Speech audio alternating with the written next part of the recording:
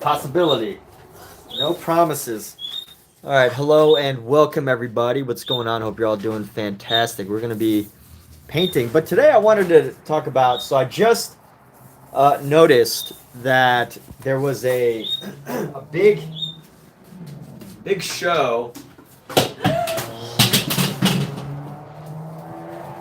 There was a big show featuring Takashi Murakami using AI art. I found that so interesting because, you know, most of his art is digital anyway, as far as I know.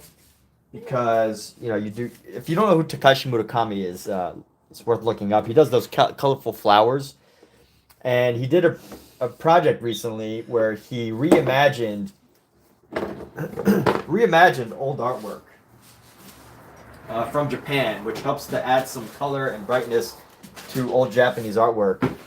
And you know, he did this piece that used AI, and I found it so interesting that he would do that.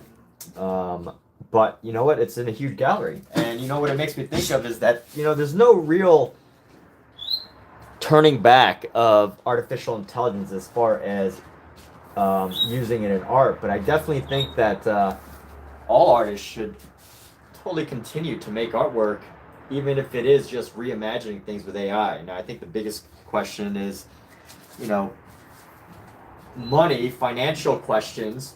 But I think if your imagination is in the right place, your creativity is in a positive place, and using it in a form of creation and not just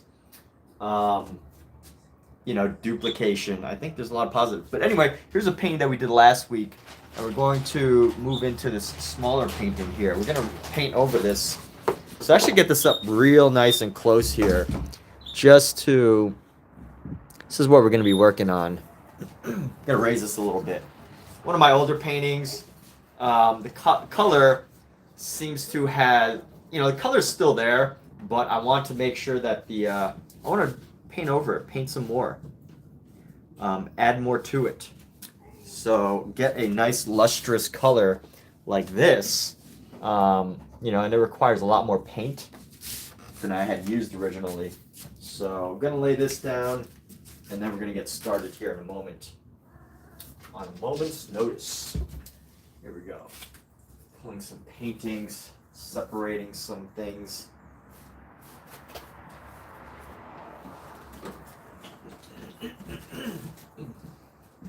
Eventually I'll probably do more paint overs.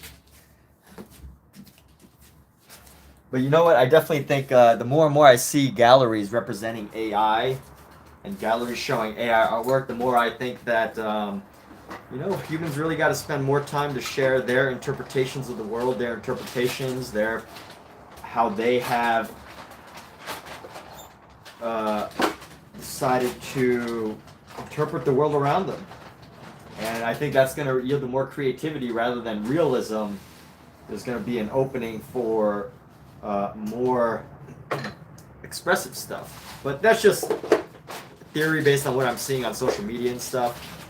But here we go. I actually need more mineral spirits. I'll be right back. I gotta get some supplies here.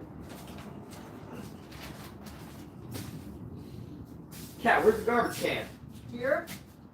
Why is the garbage can over there? I'm cleaning the birds. Okay.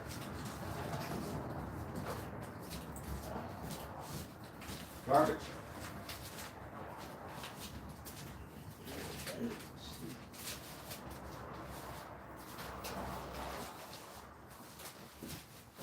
So if anyone's ever wondering, let's see, we got Don Rell. Hey, AI Art and Galleries. Yes, so Gagosian, Don Rell. Gagosian has been doing a lot of art and galleries.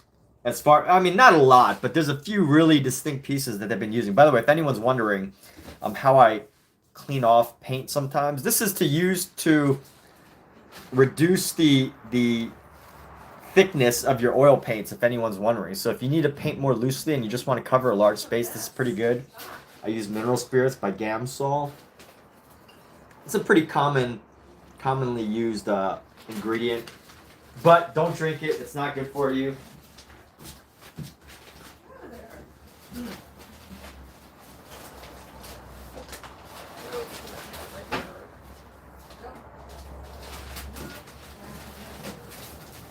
Now, I don't see a lot of art galleries, Dondrell. I don't see a lot of art galleries doing it, but I have seen a couple really big ones, which is surprising. Like, there was an AI art piece that sold for like $14 million or something. Something wild. But yeah, so many crazy things happening. It's so interesting. But how are you doing, Dondrell? What's going on with you? Did you ever get that email that I sent you? Maybe not. I don't know. Probably not.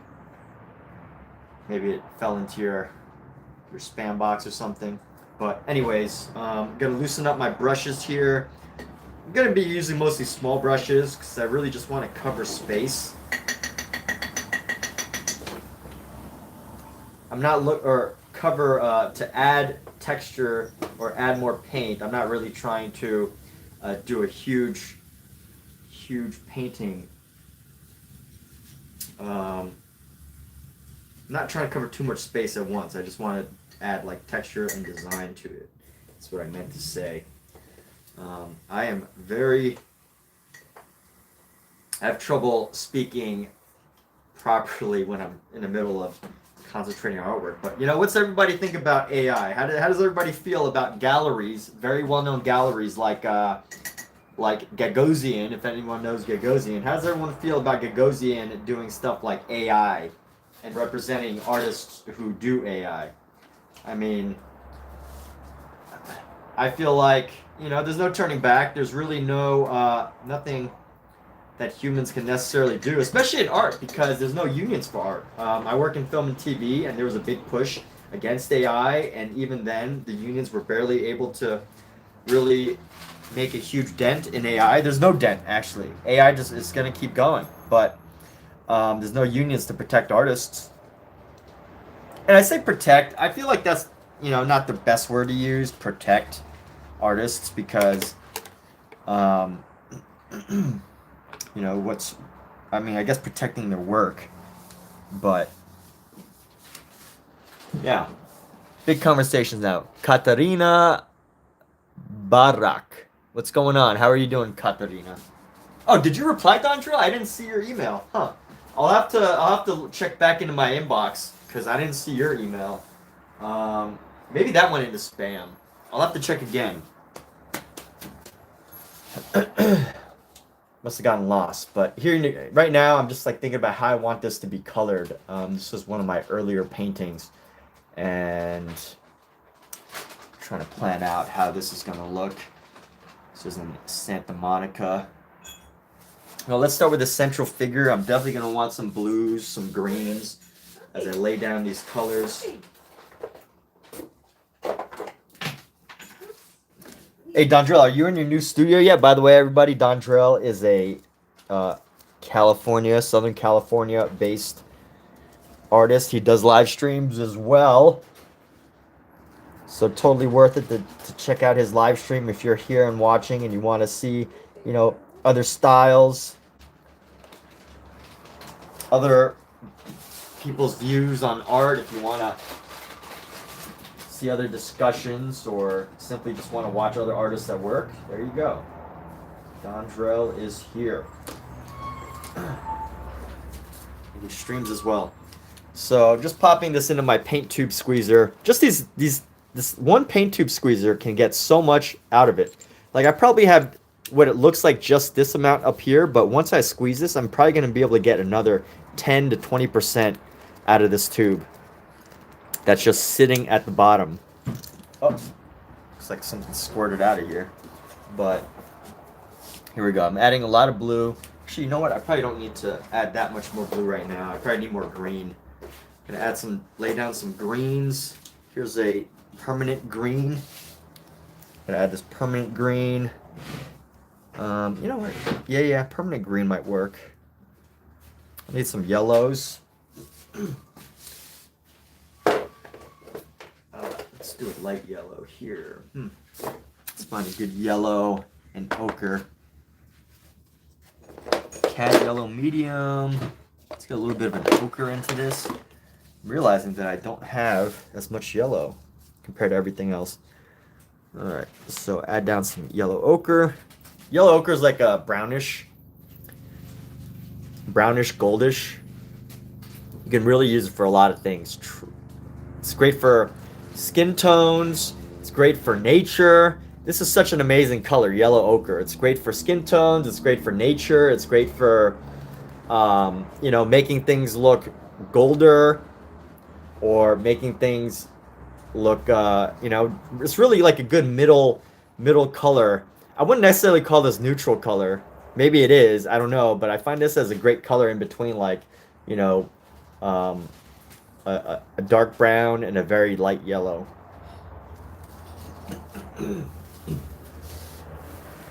But I'm sure that's not news to anybody who paints.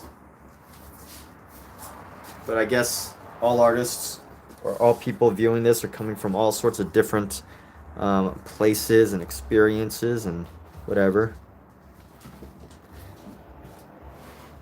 And here we go. That's a big chunk of yellow. Using a big chunk of yellow. This is just a hue, and it's pale. So this really is it's fairly transparent, I think, which means that, you know, I'm gonna want to use other colors in combination with this. It's not so much for like yellow. Let's see. I got my grays, my yellows, my blues, my green. Mostly green here. Let me add a red. I'm gonna add some vermilion. Some vermilions. Actually, no, I've got this great color. It's a quinacridone violet, so it's like a light, it's like a magenta, like a very purpley light pink. So we're gonna lay that down just a little bit, not gonna use too much. And I need some brown. So I want to darken this brown, add some reds down. Let's see, let's find another red here. Got a brilliant red right here. Nice, brilliant cad red light. Cad red's always good. So cadmium's a common ingredient in paint, but it's also very bad for your health. If you eat it, right? It's not bad for your health if you just paint with it, but, you know, don't eat your paint. And sometimes I wonder how many artists, like back in the day, probably, you know, stuck their paint brushes in their mouths, or you know, maybe accidentally drank their paint cleaners or whatever, just being, you know, either drunk or maybe even high on something, and they stuck it in their mouth and, you know, got sick and stuff. Sometimes think about that, but I don't think it's that common. Just, it comes across my mind sometimes, right? Like, it does come across my mind. How do other artists work? Which is why I think it's so great for artists to be live streaming nowadays, like Dondrell, you know, and to be able to just see different artists. Whether, you know, it's for the future, for people who are curious in the future how an artist work, or even now, just having a nice little community. This is fantastic. So I'm going to use some of this burnt umber. This came in an imperfect pack. So for those of you that are trying to save money on paint supplies, here's a quick, really amazing trick that's known by artists. It's an amazing trick. So what you do is you look up imperfect paints. And basically what imperfect means is somewhere in the manufacturing that the paint was messed up. So whether it's like, you know, it's leaking oil, maybe, you know, there was more oil, the consistency of it was imperfect, and they don't want to sell it for full price. You get it for discounted. But ultimately, I don't think it necessarily affects the paint as much as it is just the consistency, which, you know, you can always change. But I'm gonna go ahead and use this burnt umber here. I don't even think I've used it yet, but lay down some of this. It's like a brown that's a little bit on the redder side, a lighter brown. And let's see what we're gonna do here. Definitely want to grab some white.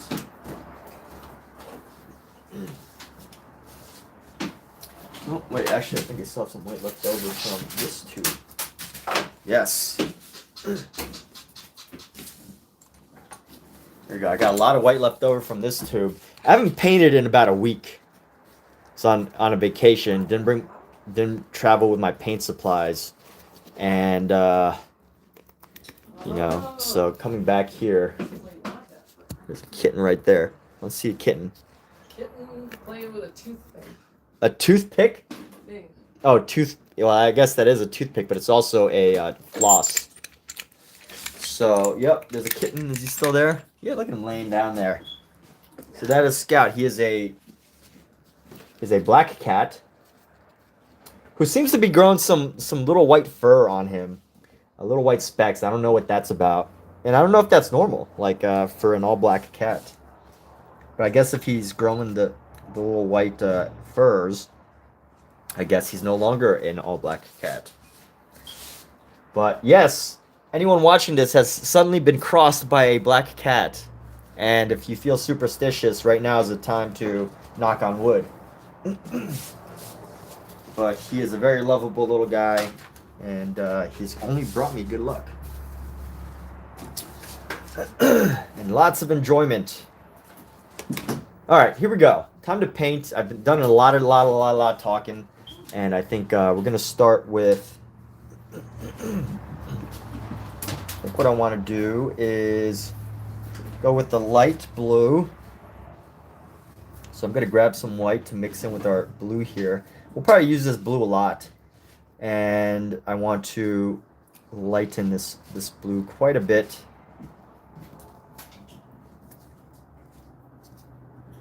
Let's just find a way to bring this in. We're going to go... Your chair still has to go back in your truck sometime. Yeah, I know. Just reminding you. Yes. Gentle reminders. Gentle reminders. And then let's see. So I'm really painting over this. One thing I do like about paint overs, when I first started painting, I was like, do I really want to do paint overs? And I was like, not really. I don't want to, like, you know, paint over. But one thing I really love about paint overs is it's so easy because I already know the colors that I'm pretty much going to use. It's like I made my own coloring book. I'm just painting on top of something I already painted. And all that really does is it adds like a level of vibrance to the painting as far as painting goes, because when I first started painting, my confidence with paint was not as good. I will admit that as far as my confidence. So I would really use like a very, very light paint levels of paint. As in I would use a lot of mineral spirits and it would thin the paint out, and what that does is it kind of reduces the brightness of the paint. The saturation, good word there, good vocabulary word. The saturation of the paint. So you get less paint. And what I have the opportunity now is that as I, develop my confidence with paint, I can allow myself some more freedom to what is he doing? What is he playing with? Where is he? What are you playing with, kitten? Oh, it's a toothpick. Alright, as long as she doesn't eat it. Another one? I threw one away. Did you plan to get it? No, you couldn't. You threw it in the trash. So definitely as I build more confidence with paints, feeling comfortable using more paint. Because when I first started painting, I would not know how much paint to use. And that could be an issue when you don't really know, like, how much paint is too much. And it depends on the style you want to do, of course. But the way I wanted to paint was much more bright and bold. And I feel like looking back at my artworks from then, I wasn't really capturing that. So, finding the time to go back now and being able to fix some of that or being able to modify and alter some of that is nice. But here we go. We're going to go.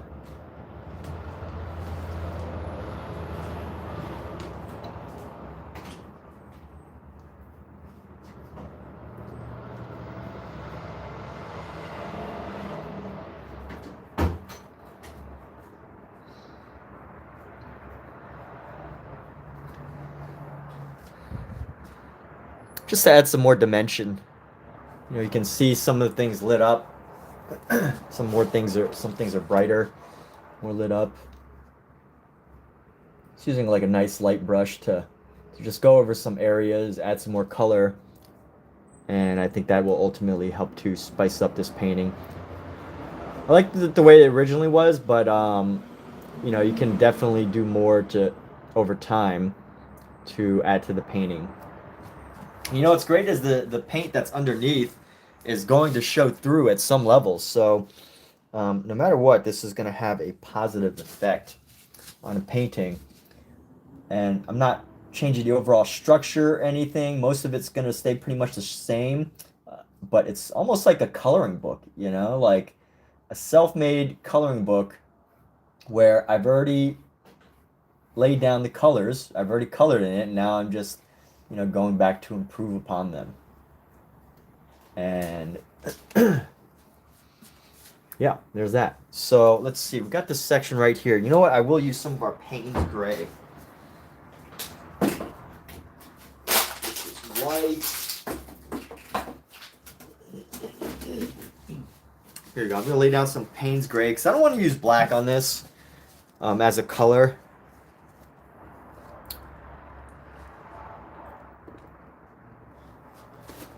Ooh, this Payne's gray has so much oil in it. It's too much oil. This probably, see, the one thing about shopping in person or in a store for like Michael's, I think, for paint tubes is you can get an imperfect tube that they shouldn't have sold at full price, and it would be imperfect, and then you bought it. But if you shop online, you can get those imperfect tubes for cheap. And I don't know why they get like that in the stores, because they shouldn't have gotten to that point. By the way, I'm not against Michael's. I shop at Michael's a lot. So this isn't necessarily criticism. I love the fact that they have so much available. They have like a wide range of products, and you get great paint supplies at Michael's. I love it. I shop there a lot. But just as far as shopping at Michael's for paint tubes, sometimes it can be hit or miss. And honestly, I don't know. I don't fully trust their employees to know what you need most of the time. I think their biggest seller is like frames and stuff. So for me right now, just using some thicker layers of paint here to get the shadow area. And we're gonna add some variety there. Let's go with a lightened gray here. We're gonna go into this white. I need to lighten this up a little bit. This color's a bit much. And I do want to add some dimension to this, but it's not my like ultimate priority to make this look totally 3D. My priority for this is ultimately to just add a bit more color to this. Just a bit more color. More paint. Thicken the paint. Add another layer of paint while also aiming to keep the overall look of it, look and feel.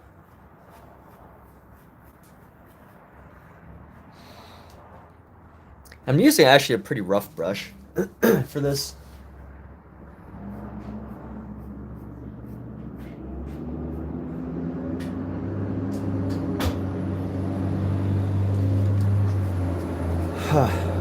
And let's see, I could probably use this for the jeans here. I could use this color for some of the jeans. I gotta mix this paint a little better.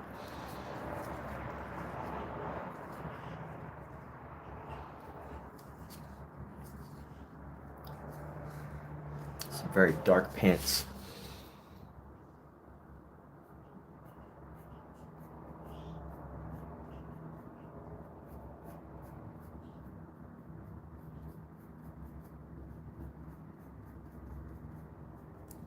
Let me bring in some green. Why not? Why not add some green into these pants? Add some green. Just a hint of green, just to add some extra colors to it. And then bring in some of our white, light green, just into it a little bit, into the side here.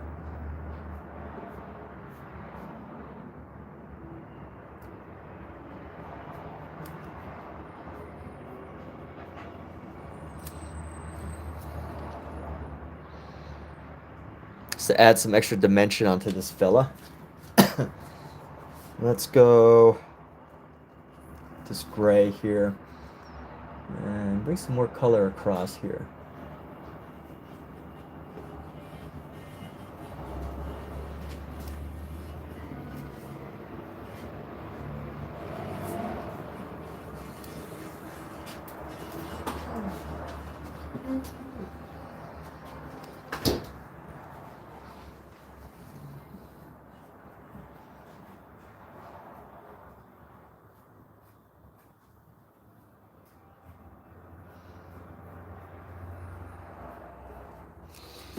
And there we go. So even now, you know, it's starting to get a little bit more vibrant as far as how the colors look.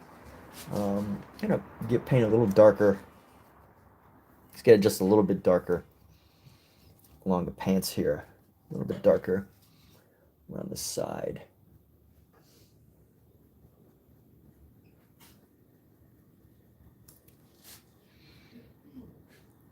And then now for the hat.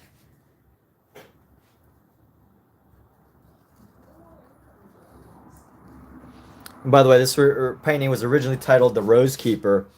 I did not have well, technically, I mean, anybody could technically model, but I did not have a studio model for this. There was a gentleman who was actually taking care of a lawn in a very nice, well-kept place, and I decided to put him in.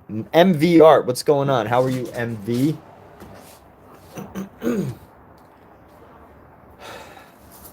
You know, we're going to take an outlining one, nice thin brush here, and let's make a nice purple. I'm going to take a nice purple.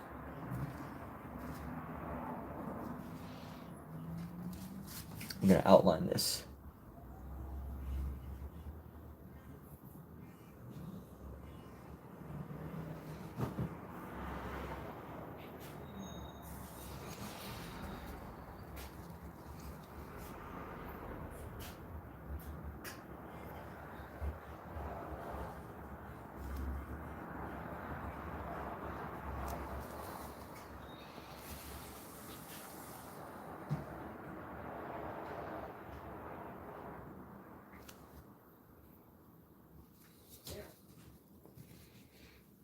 So nice work from, what do you mean? Are you asking where I'm from, or are you asking where this artwork is from?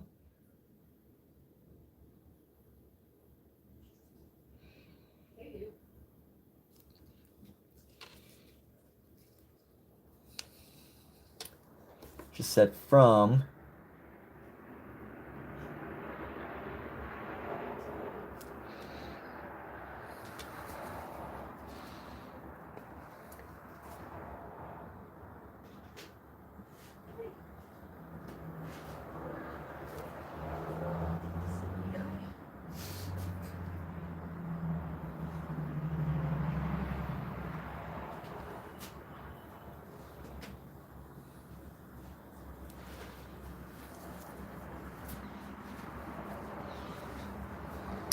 From real artist. My goodness, thank you. So here's my question to you. What makes me a real artist in your view compared to a fake artist? In your opinion, what makes a real artist versus a not a real artist?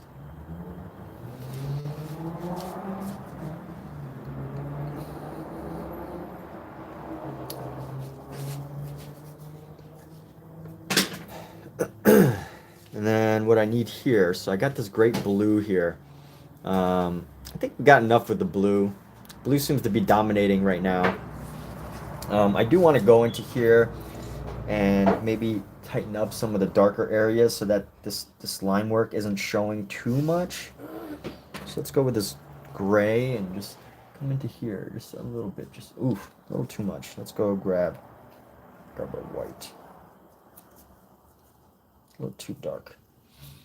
We're gonna go bop, bop. Just needs to be a little darker than the other side. Not too much, but just a little bit.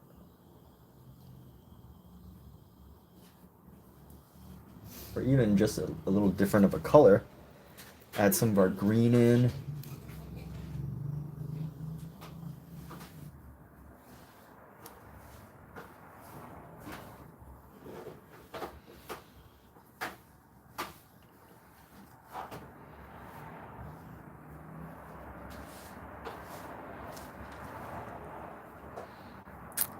Depend work. Okay, cool. Thank you. Well, I guess it does depend. I mean, yeah, it's 100%. It depends on people's work, right? But let's see. What should we do next? There's so much green in here. By the way, gardens are incredibly overwhelming to paint because there is so much in a garden. And I feel like right now, I'm not in the same mindset, the expressive mindset as I was. Like right now, I'm focused on like touching up and trying to make things look right. Whereas I feel like if I was to let myself loose a little bit and kind of stay in that same mindset, this painting would look quite different. But maybe as I'm painting these, I'm talking about like my process right now. I think as I'm painting these like more tight things, I'll stay pretty tight. But once I get into like the flowers and everything, I might loosen up a little bit. I'm gonna have to. I feel like I have to loosen up a little bit. Otherwise, this painting won't capture its original, it won't capture its original like feeling. I want this feeling of like looseness, that original idea from when I was painting it. I'm just trying to have fun, right? Like just having fun painting outdoors. So let's go into here. Just add a little bit of color into there. You know what? We'll leave some of this blue. Maybe add some yellow into it. Just remembering that because this paint is wet, any color that I leave on top of it is going to mix with the color that's below it. So just remember that. You can really change the color quite a lot. And I'm going to add some of this color into here, into the arm.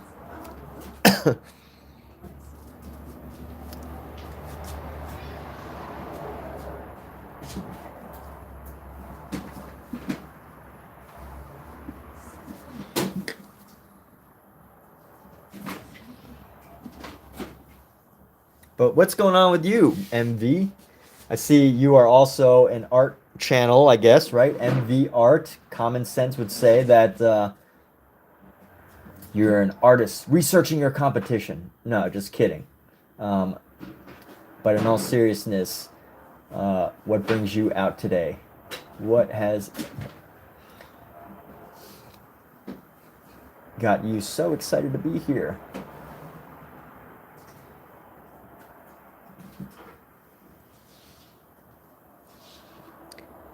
I think this guy was wearing like a gray. So let's get a little bit more gray.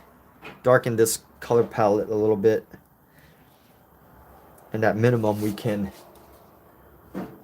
create a little transition between his clothes a little better. Darker. Let's be darker.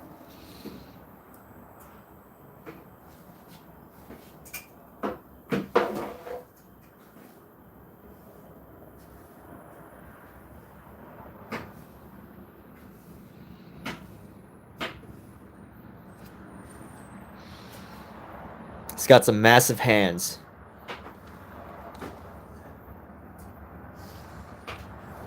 Massive hands. All right, and let's see. We can go around this part right here and just bring it down a little bit.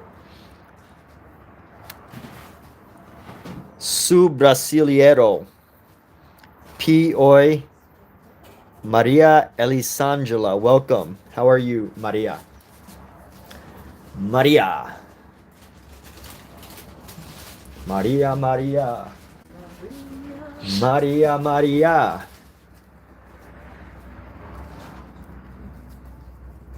All right, and now let's make this piece very colorful. So this was like a bronze statue here.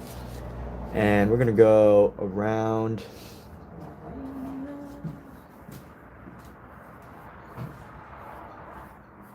A nice bronze statue. We're gonna go darker on the inside, but we're gonna keep it colorful. Let's just go on the inside. Just this will be a great color on the outside, actually.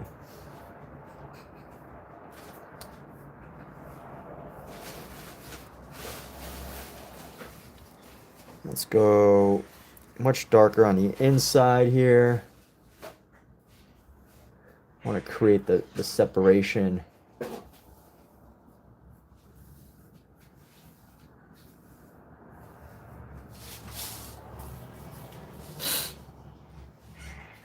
And lighten the outside. Let's give these trees some good colors here. Let's go around. We're gonna go boom, boom, boom. Where's the light coming from? Because this was painted outdoors. So if you ever paint in plein air, what you'll notice is that the light is constantly changing. If the light is constantly changing, you constantly have to update and modify your you have to decide where you want certain colors to come from. You have to decide where the light's coming from because it's constantly changing. So your painting is ever evolving when you're painting outdoors. It's always evolving when you're painting outdoors, out in the world. It's almost the holidays. It is the holidays. Great holidays. It is the holidays. I know, wouldn't they? Give a nice discount to anybody who's subscribed on one of your paintings, or several? Yeah. I think you would. It's a good idea. Yeah. 15-20% maybe? Well worth it and a unique holiday gift. Yeah.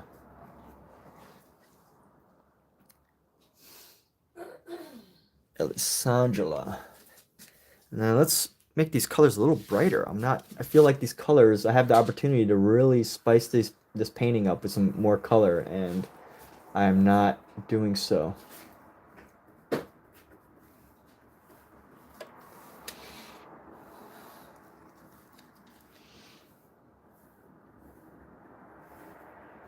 add a bit more of this color into here.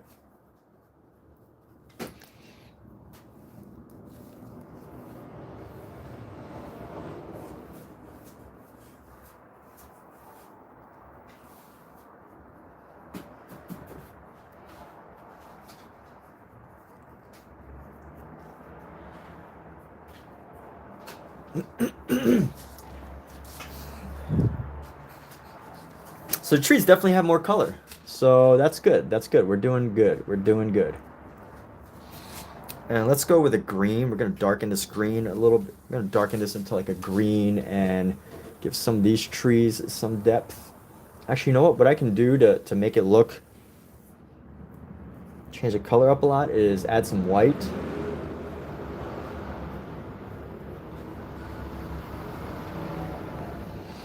And then let's add some of this yellow. Just a hint of yellow.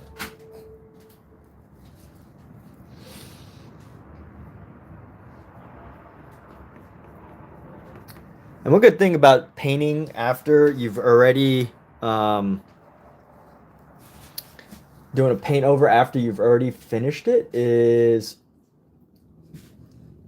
you could tell that, you know, some of this paint has the color has dwindled a little bit, as in the color has lost a little bit of its luster. So it's good to go back into it and add more vibrancy to the final product. But at the same time, you know, you have the chance to really up your game and give it a little bit of a different look. Oh look, she wants to get up there with the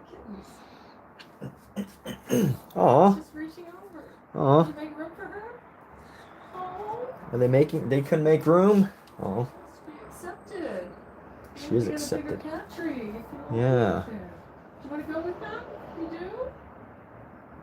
All right, here's what's going on over here. There's a couple cats, and there's a cat tree behind this door. She's trying to get into it, but she can't. She's too big. But here we go. Let's go into here, add our colors, make it more colorful. Maybe add some white into it just to spice it up a little bit. Spice up the colors, lighten the colors.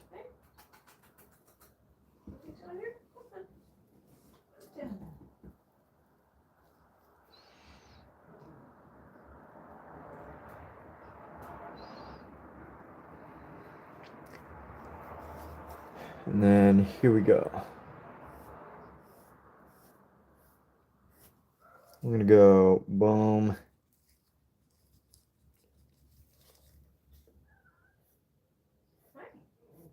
Hello.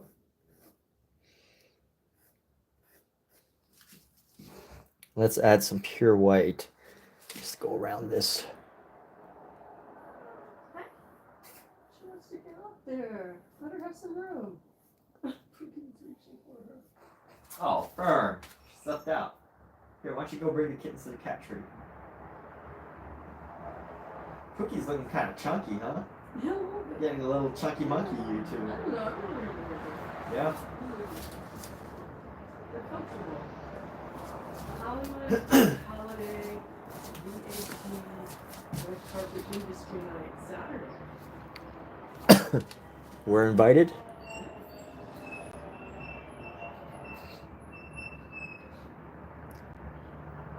This is from Eventbrite. Oh.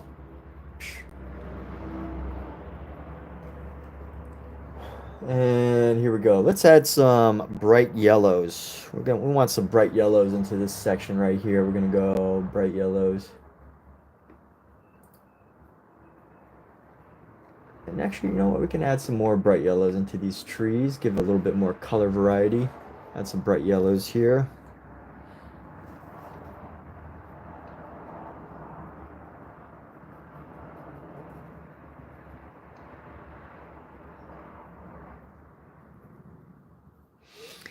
And eventually I will do something to like outline these trees. But I want to at least start with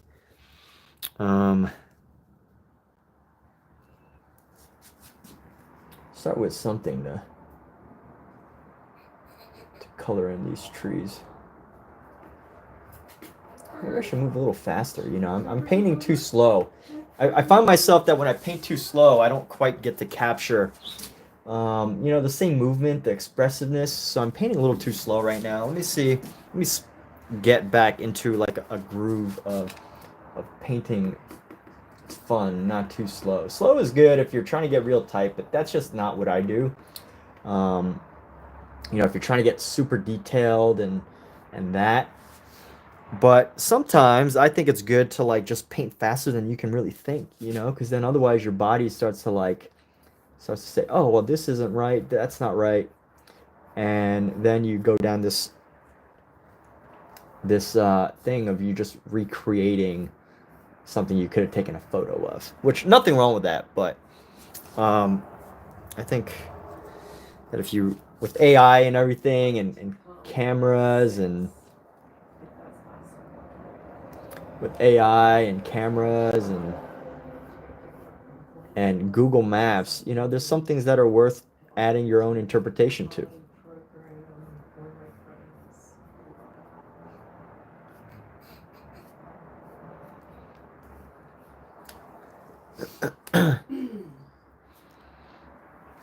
So let's see what else is going on here. What color do I have? This is like a white. Let's see how this kind of shows up. Here we go. It's gonna show up pretty nicely, huh?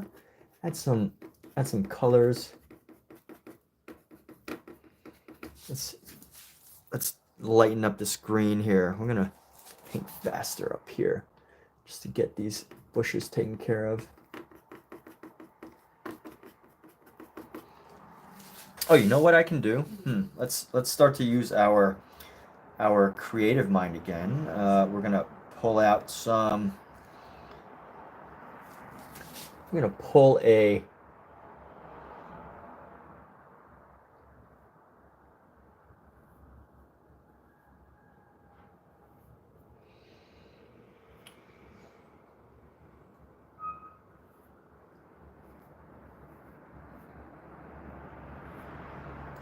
We're gonna pull a neo-impressionist move, post-impressionist move, and do a tree with outlines. And fill in the tree.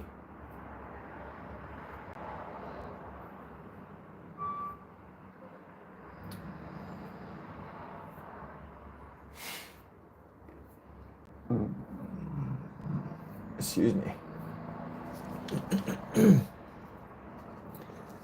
So when I say neo-impressionist, I mean it was like a style that happened after the 1850s, I think, or around like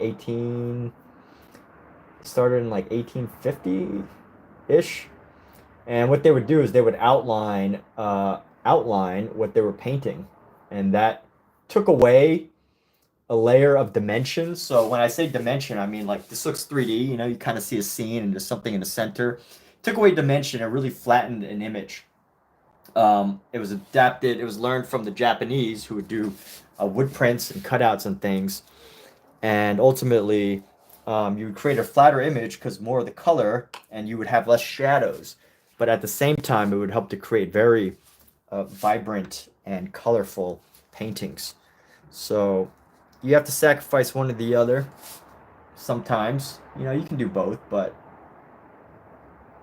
it does help to get specific and, like, you know, focus on a couple of ideas.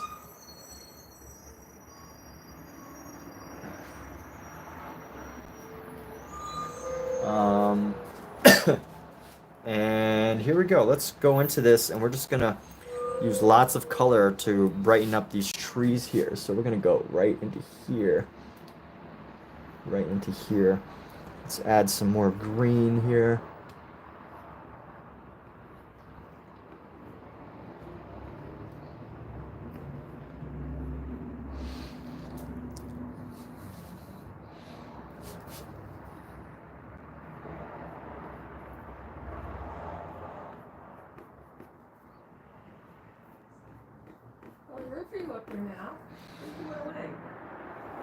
And let's add some blue, like a darker blue into this.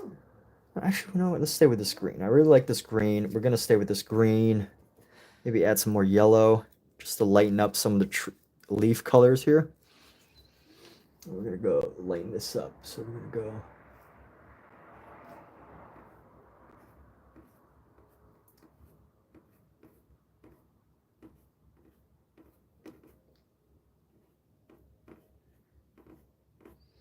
I was like, fine, I don't want to hang out with them anyway. And let's go for this yellow and add some more yellow. We're going to go boom, boom, boom, boom, boom, boom, boom, boom, boom, boom, boom. And you can already see it's really starting to add dimension to these trees. Not dimension, but a lot of color. And the color starts to help create, like, you know, an illusion of design here. So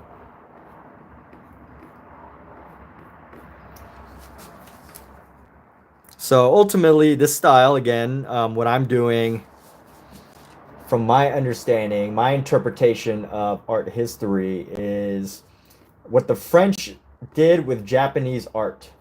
And, you know, if you look at Japanese art from like the prior to the 1800s, they didn't use a lot of, like, they didn't try to create realism, right? They didn't try to make everything look perfectly 3D as far as dimension goes. They made things really flat. They didn't try to add shadows. They just used colors. And we've all seen the paintings of, like, old samurai who, you know, according to, like, modern figurative drawing standards, you know, they were somewhat flat. And that's what I believe the Impressionists picked up from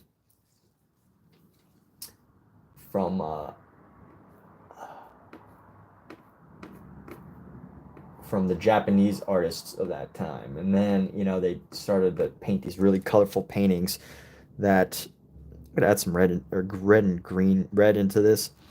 And then they picked that up and then made like this very, like a very colorful style, a very colorful style.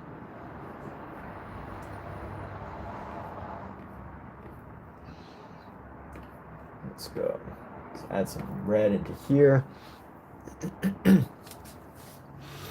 these little hints of red just help to make the section pop a little bit. Just enough to give it something a little bit more interesting.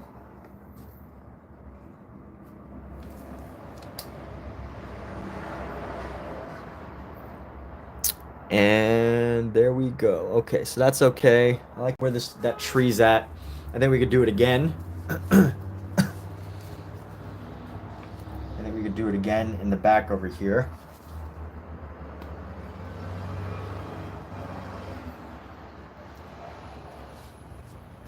And I think there's a lot of like some trees back here. Let's go with a light outline here. Just using an outline to create this dimension.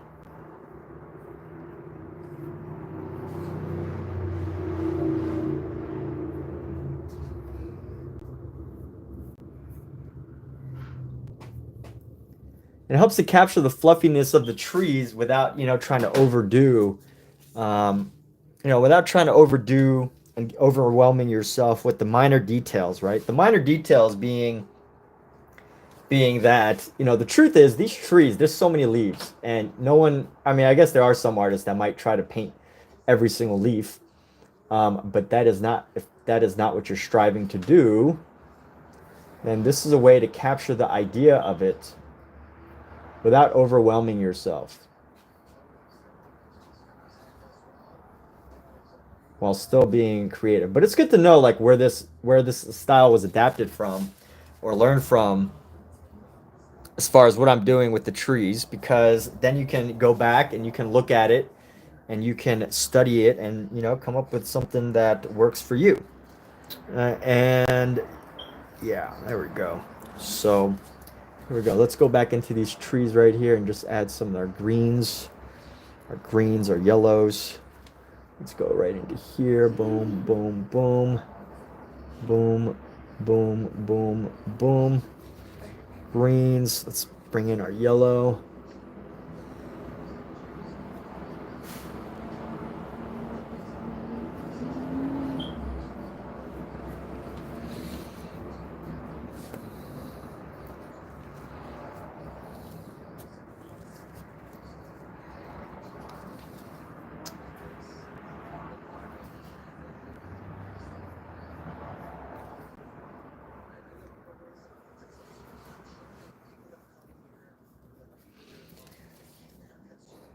Grab some more of this green. Famous old hotel restaurant in Long Beach just got renovated and reopened.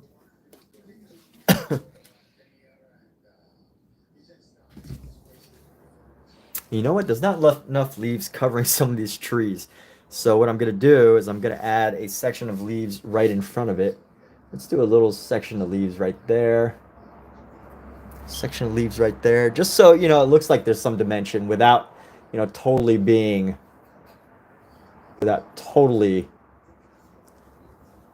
having dimension. And then maybe a couple items right here. Boom, boom, boom, boom, boom, boom, boom, boom. Danny, what's going on? Thank you so much. Thank you. Yes, so this is a paint over of a piece that I did probably over a year ago. I did this a year ago. The original is available as prints, and now I'm painting over it with a new interpretation of it. New interpretation, but also new skills. And if for anyone here for the learning experience, I think it's important to always learn from from how you used to paint. And for me, if I was to explain and to understand myself and know what my biggest challenges were, I would say that It was just my. Oh, I don't really like that green, so I'm gonna paint over that in a few moments. But I do want to add a couple strokes. Add a couple strokes because eventually I will modify this. And you know what? That color kind of blends in pretty well, so maybe we'll do that. But if I was to look back at my the original painting, I think my biggest challenge was that although I had the confidence to lay down colors, I was very like expressive, like quick. Um, I didn't know how to really use paint well. I didn't really know how to. I like the effect. Huh? I like the effect. Kind of like watercolors. Yeah, it is kind of like watercolors. Like I was confident using the paint, but I wasn't. I don't really know how to like make it bright and everything. To give the paint the most vibrance it could possibly have. So here we go. Let me work into some of these areas now. These like lighter areas. I'm just gonna just go into it, huh? Just go into it. Just.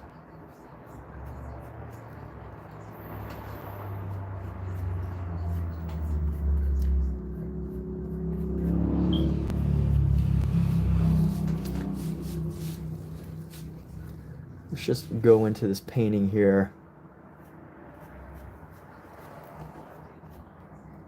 And instead of overthinking how to paint these roses, you know, just bring in our brush and let the brush do the work, right? Let the brush do the work. You are just a vessel that allows the brush to do the work. I like that. What a great quote, huh? You are just a vessel for the brush, for an idea. And, you know, I will figure out a way to, you know, make this appear even better, nicer. But for now, the goal is to just get this nice and bright, vibrant, nice and colorful.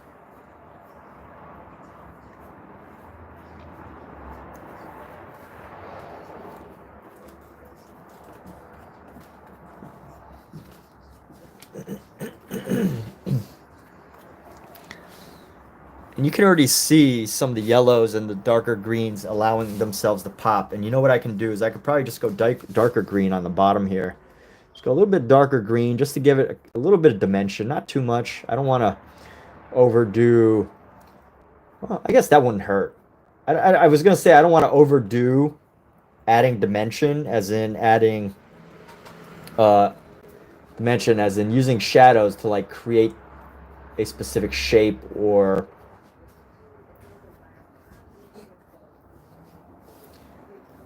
like a circle to make things look like, oh, the sun was on one side. I don't want to use too much of that, but I do want to create some level of separation between the light colors and the dark colors.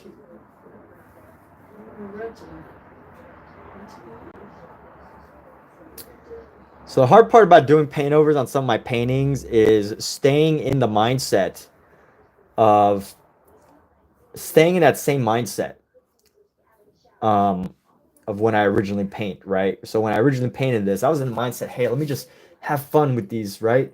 Let me just go over this and just paint all these leaves and these colors that I'm seeing, and let me do that. But, you know, as I paint now, I'm more in this mindset, and I have to be conscious of it, otherwise I'm going to fall into a trap.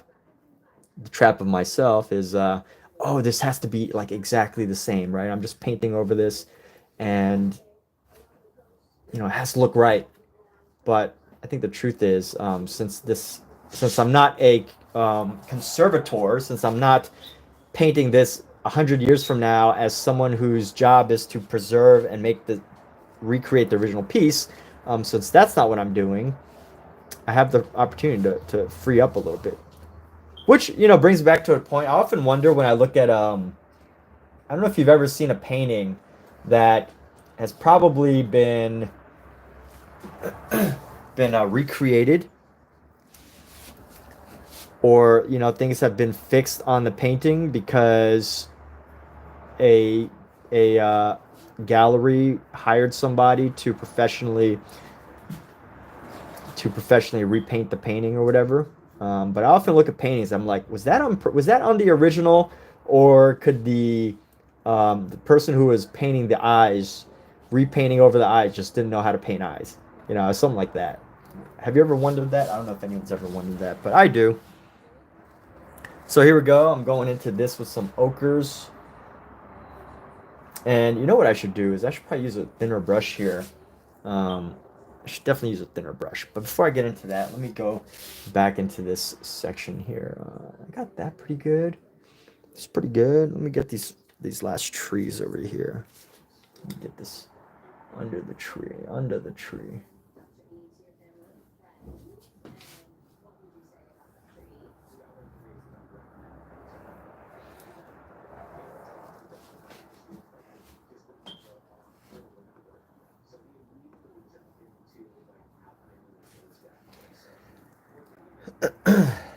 And I'm giving the trees a little bit more shape here.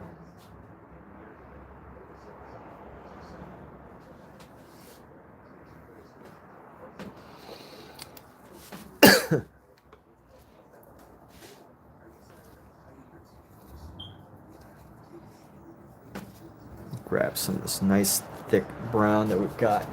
This is where we're going to use to shape our tree. Oh, it's not as opaque as I want it.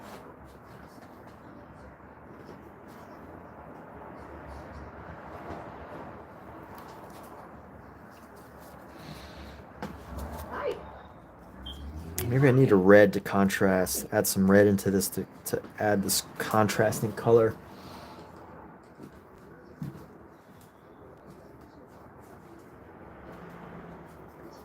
And then here we go. We're going to add this around the outside over here. Nice dark color contrast.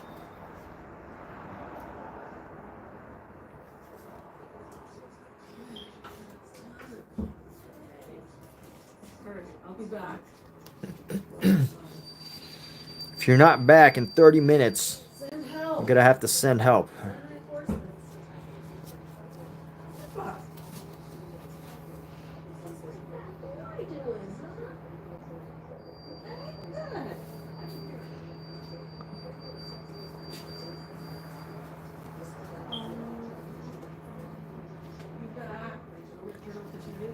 Yes, please. Turn off that TV.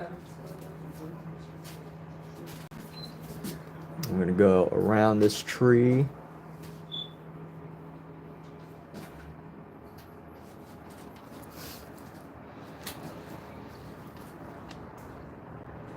Excuse me.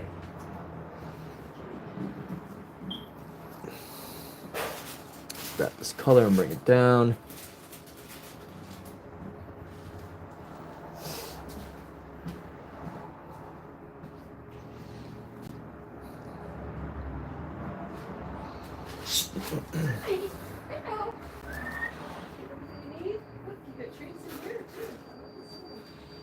Let's go right into the background here. These two trees need an outline.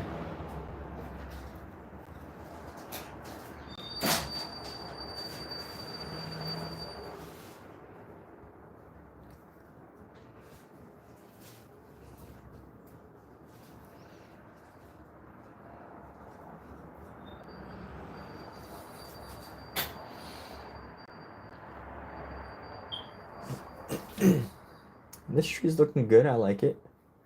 So at some point we're gonna rework some of these areas. This might even be a multi-day rework, but for now, just recreating the scene. But here we go. Let's see, what should I do with this brush? Maybe I can add some colors into here. Let's see. Let's bring in some reds.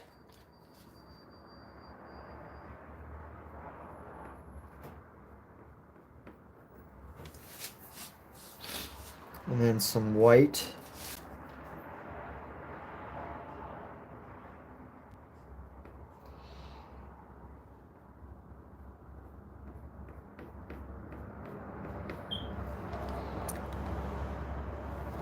And then let's add some white so that these outlines, I like the outlines, but I put them there on purpose, but I don't want it to be too dominating. So in these sections where the outlines are really thick or look thick compared to everything else, I want to reduce the outlineage.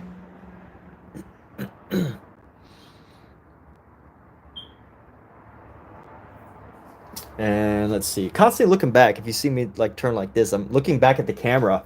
Because one advantage of like painting, doing a live stream, that's absolutely great, that I highly recommend, is that, so this, it's actually a trick. There's this trick that I learned in digital art. And when you do digital art, what you can do is you can like flip the canvas, right? So you can constantly reverse and re-reverse this. And what that does is it helps you give you like a new perspective. You look at your painting from a different angle, from the opposite, a mirror image, and it helps you to see your mistakes. And you can even do that turning it upside down. I don't really recommend the upside down way, but what ultimately happens is it gives you a new perspective. So like if you're painting live, I could constantly just turn my head, look at here, and I could see not necessarily mistakes. You know, I'm not focused on hyper realism for this, so you know I don't have to worry as much about that. But it definitely helps. It definitely helps.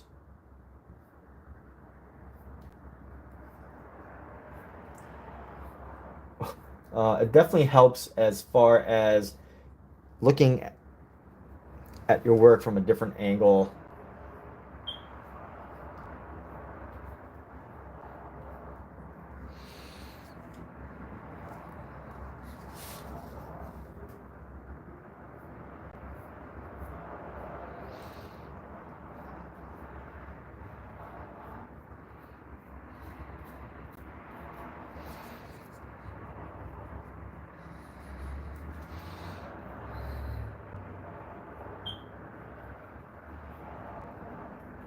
Let's get all up in there. Let's get into the space here. Let's get up in here.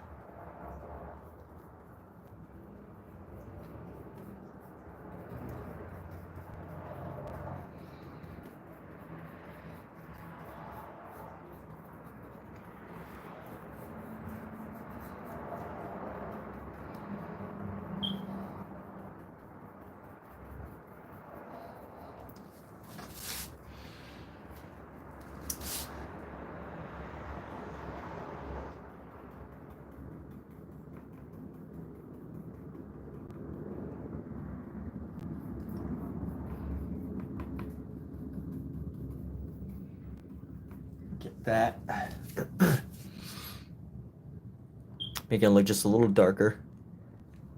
And I guess we can add some light into it, some reflective light, and bring in some of our greens.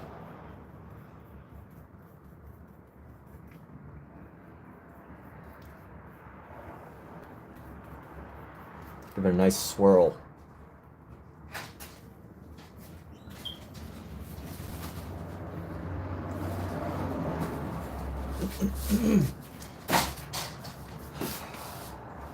Let's clean off both of these brushes. So I have this other painting that I'm working on at the same time.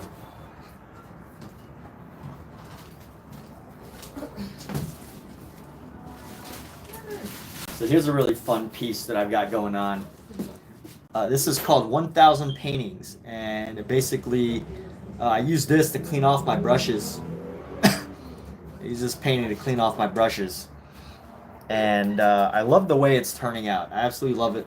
Love the way it's turning out. Instead of cleaning my brushes off and losing all of the paint to the abyss, I'm making a painting with all the excess paint that's on my brushes before I clean them off.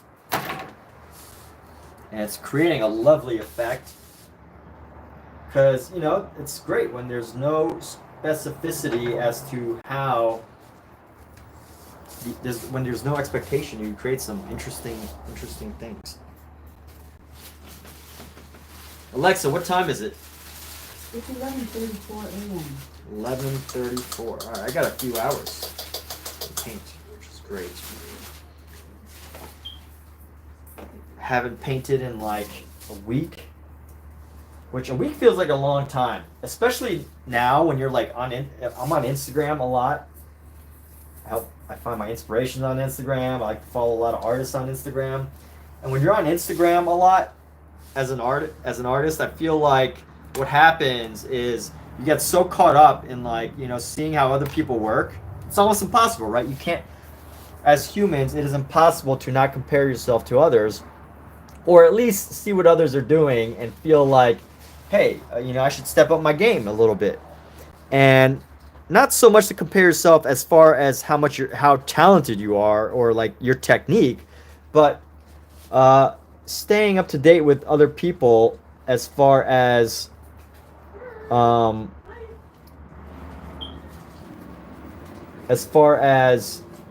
like how active people are on posting.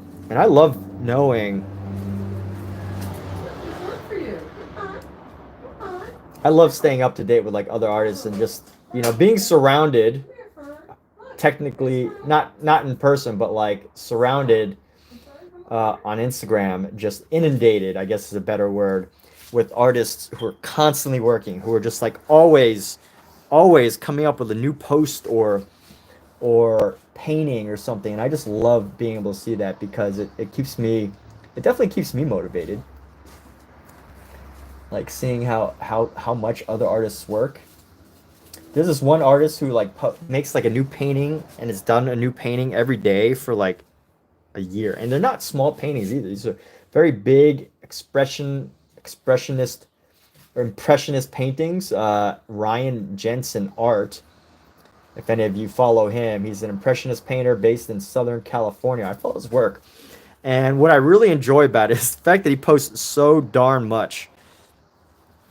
He is like the David Goggins. I don't know if anyone is into fitness or exercise, but there's a athlete named David Goggins, a professional athlete, a runner, elite ultra marathon runner, who does these like 200, 300-mile races. And I follow him, and he's like constantly posting about himself running. And this other guy, Ryan Jensen, you know, I like to follow artists who are constantly making new work, new ideas. Damien Hirst is probably even one of those artists. He's constantly sharing his process and the way he does things. Who's this other artist? Pete? Can't remember his name. Paul Kenton. I just love being able to see artists like making 2, 3, 4, 5, 6 paintings a week. And rather than, you know, in my opinion, rather than trying to learn their techniques and their methods, just knowing that if you constantly work at something, you can get really good at it. So here we go. The reds and greens, very contrasting. The reds, greens, and yellows, very contrasting, and it creates a very beautiful effect. Look it. And I'm able... Oh, she just moved. You see right underneath. Fern was? Yes. Oh. It was cute.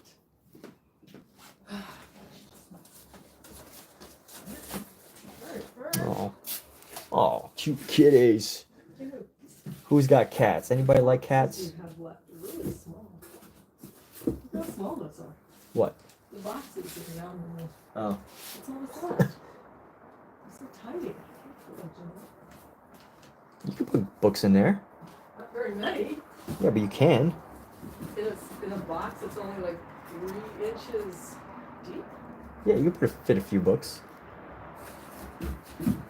Alright, so right now I'm just trying to add a variety of reds just to change it up and not have the same reds. And this is a rose garden. So actually, you know what? I do remember the variety of rose colors being quite a bit different. There's quite a but I think the reds were in this one. So I'm working on trying to keep the reds here. And I should probably fix these pants maybe. Let me add a little rose right there. Rose right there. Just to kind of separate the space around his pants. And make a little rose right there. I'm making it up now. So that's the one thing that's good about painting when you're away from the original environment. If you paint outdoors, is once you go back to it, you can add so much. because you're not so focused. Unless you use a photo and you're going for realism, right? But if you're not going for total realism and you want to just create an interesting painting, what you do is you can look back at it, and if you don't try to be too accurate, you can kind of make stuff up. But when you're seeing it, looking at something directly, it's really hard to make stuff up because you're looking at one thing and your mind is trying to contemplate another. It's really difficult to do those two things at like the same exact time. So you really have to like, think about what you're doing, as opposed to like right now I'm making it up. But if you're seeing it and you're like trying to interpret it, it's a little more challenging. That's just a challenge I struggle with, is trying to paint like outdoors or trying to paint in plein air and then looking at something and then trying to make it up. So that's why I like to do some of these paint overs now. Paint over, you could even call it a totally different painting, right? But yeah, I do enjoy this process because you're less focused on trying to capture exactly what you're seeing, and you get to go out and just play with some ideas that you may or may not have. You get to play, you get to experiment, you get to explore colors. And oh yeah, there's a bucket back here, so let's sketch in that bucket right now.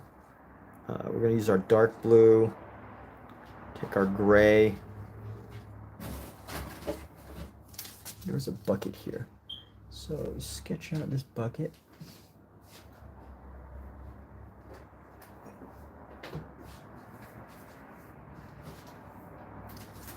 This man is tending to the garden.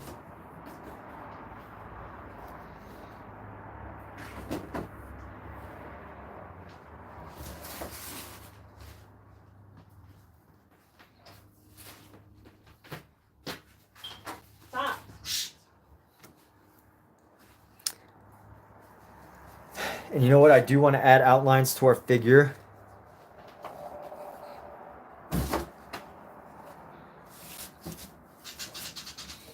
Let's go add an outline here. And add an outline back here.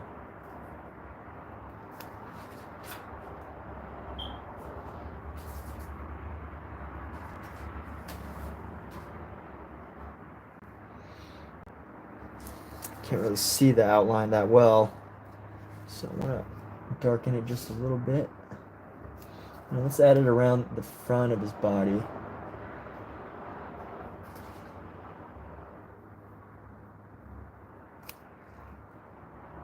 Or around the top of his body.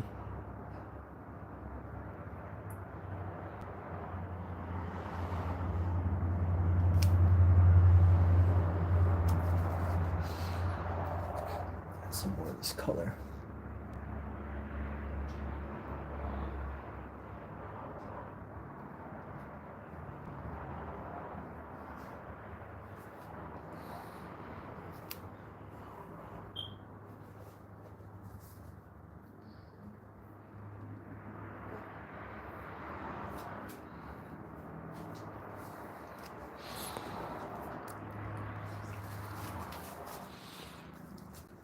Let's grab some more of this blue.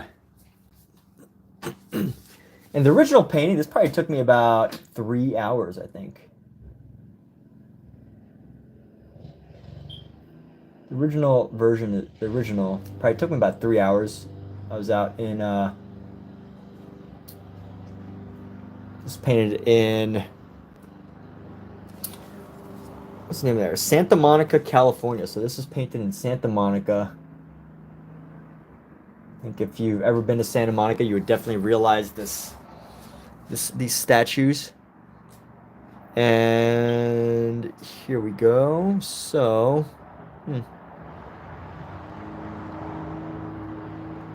yeah, it's turning out a little bit more vibrant.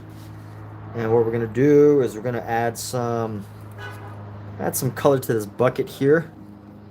Let's go around. And around. Oh, that's a little too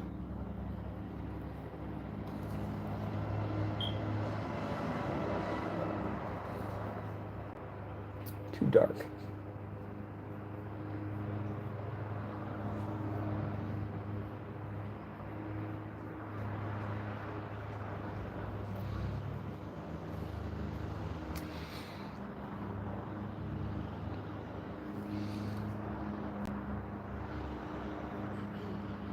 don't want the outline to be too distinct for this section.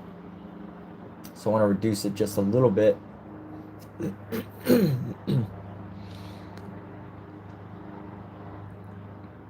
And let's see where we got to go with this. Excuse me. A nice brown belt.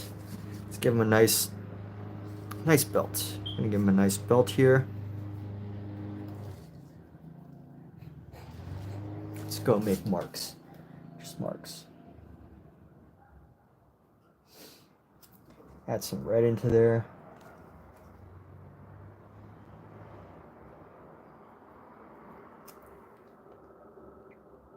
There we go.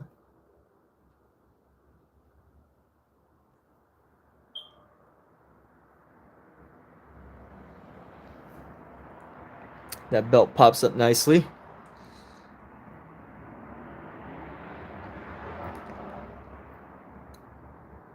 And let's see. I'm just looking back to see what's going on in this painting, what I need to do.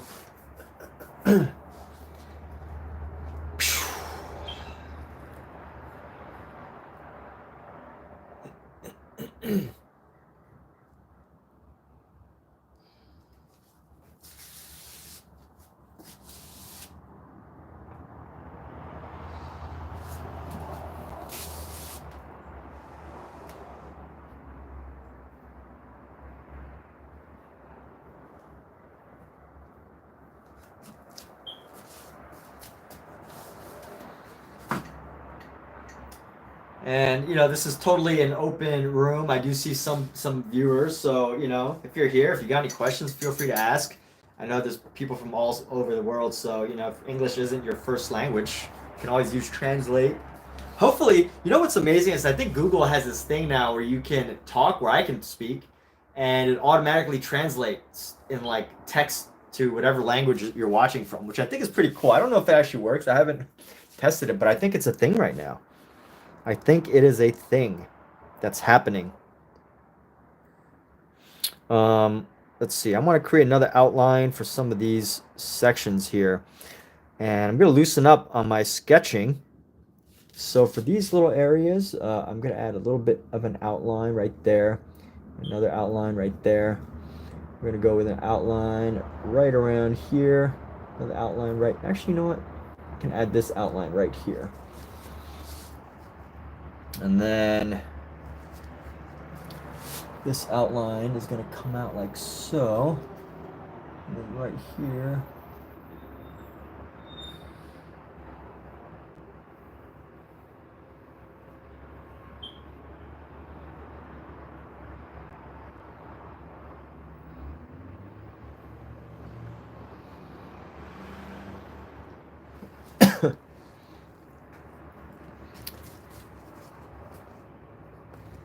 And by adding this outline, you can start to see it adds a little bit more character. I could just paint it and go for like realism or whatever. But I don't have a photo. So, or maybe I do have a photo, maybe not. I might be in my phone somewhere, but that's the one thing I like about painting over is that it does open room for like creative expression, for ideas where you're not held down by what you're seeing. You get some time to interpret something rather than being stuck with what you're looking at. Because it could definitely be a challenge when you're out and you're painting, and then you see something, and then your mind has to like calculate whether you're gonna change it up or not, right? You're gonna look at it. You're gonna look at a flower, and you're saying it's easy just to copy the flower, right? Just to look at the shapes and be like, okay, this is how the flower needs to look. I'm gonna copy this shape. I see this shape, and it might not come out good if you're just copying or whatever. But it's hard to go, oh, this flower is a circle. Let me just draw it as a square, right? when you're looking at it, because you're going to see one thing and your mind, you know, isn't going to naturally want to go different route. But when you're just doing this and I'm just seeing these shapes that are here, all the shapes, the lines, I do have the opportunity to go into it and go, oh, okay, I could, you know, make this angle a little bit pointy. I can, you know, change the look of this section. I can do all these things because I'm really painting over rather than capturing the exact scene that I was just working on.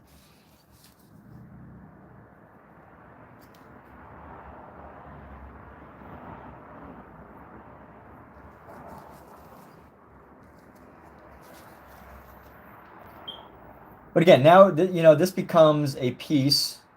This is now a piece that I worked on in the studio, right? So it's no longer like a plein air piece.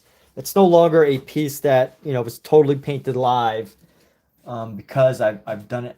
I've taken it into the studio where I'm working on it, and I have the opportunity to make changes.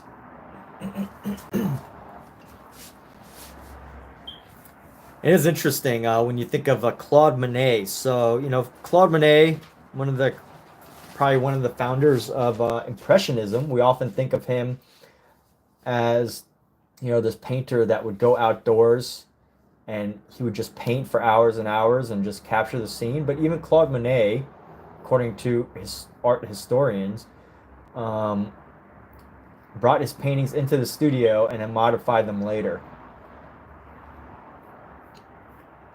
But, you know, most people don't know that. And you don't really learn that unless you really, you know, try to do some research. But I think it's good to know, like, when artists work, like, what they're... If you're an artist yourself, right? You're studying for the sake of art rather than, you know, the story, the mythology, the lore of an artist. It's good to know. It's good to know their biographies. It's good to, like, figure out how they worked.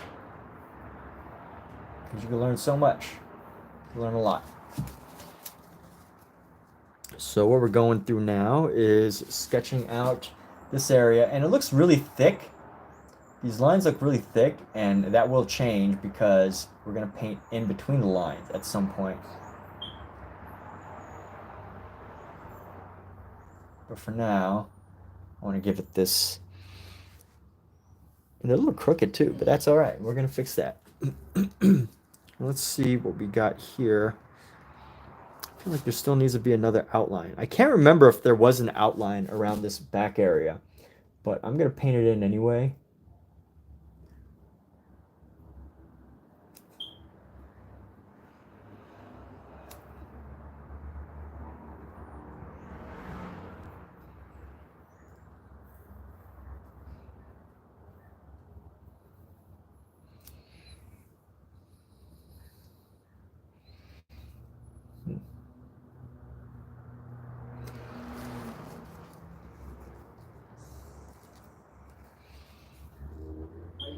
Seat back, Fern. Are you gonna go over there? That'll be nice.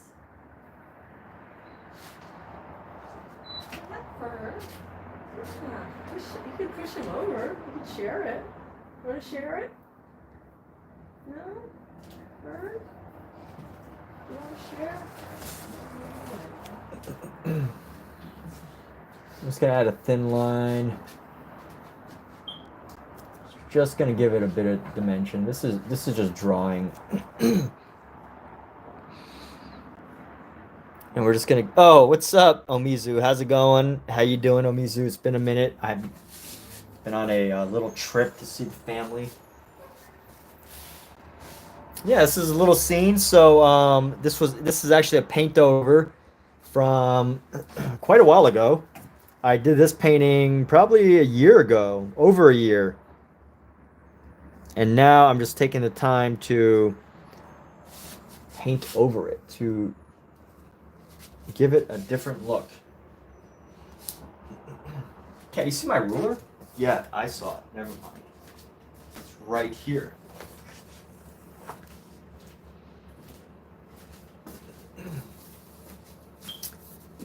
So here we go. All right. We're going to go like this.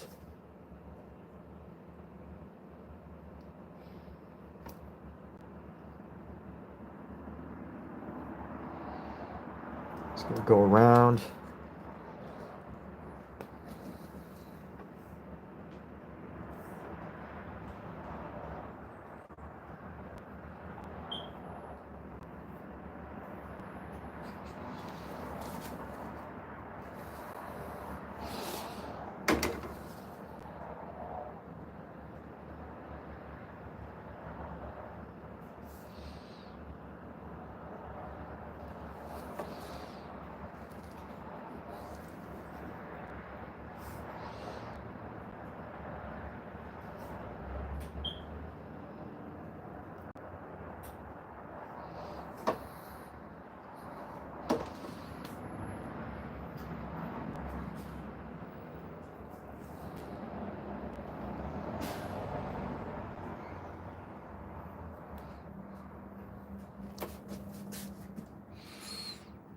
But yes, let's keep this going.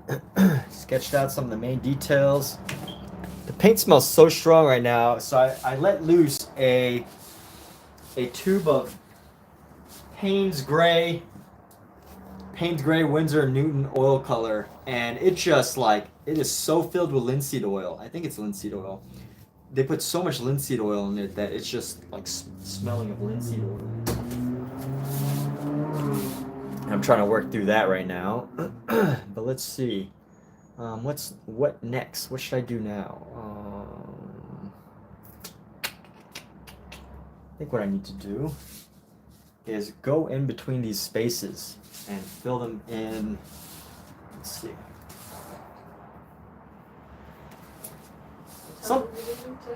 Alexa, what time is it? 2:45.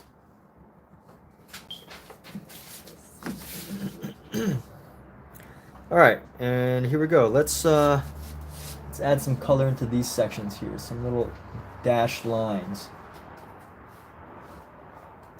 And we're gonna make them different colors, of course. Add some light blues.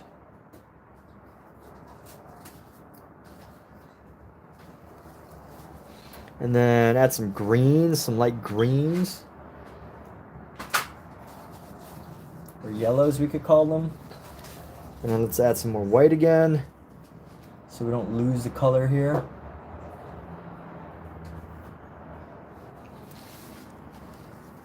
And bring in our white again.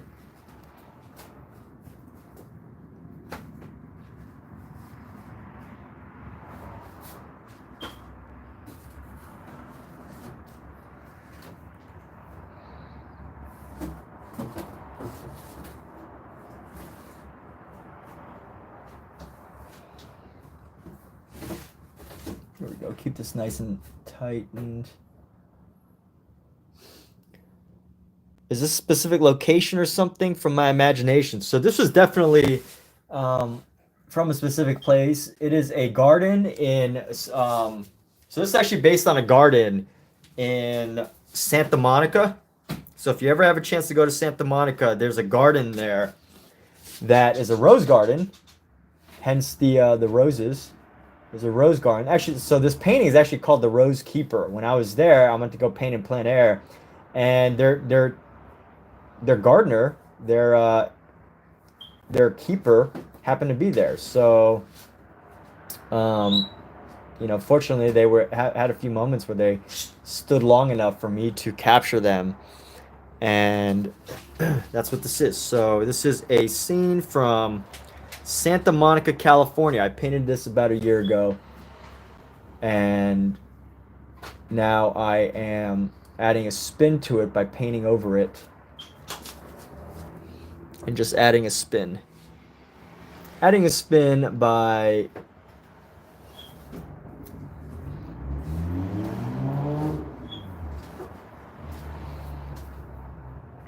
just giving it some more texture, dimension, look, etc., etc.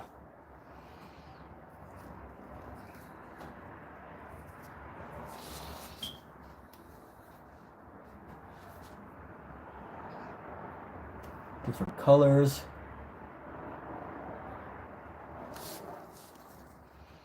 Let me add a few hits of red here. Some hits of red. And then get back into the white. Yeah, Santa Monica, California. There's a beautiful little rose garden on the north side of it. If you start by the pier, you'll probably never find this place because you have to walk probably like a mile or two up the Santa Monica to get to this place. But it's just a beautiful little rose garden. It's got a couple statues. I think this statue is of the founder of Santa Monica or something like that.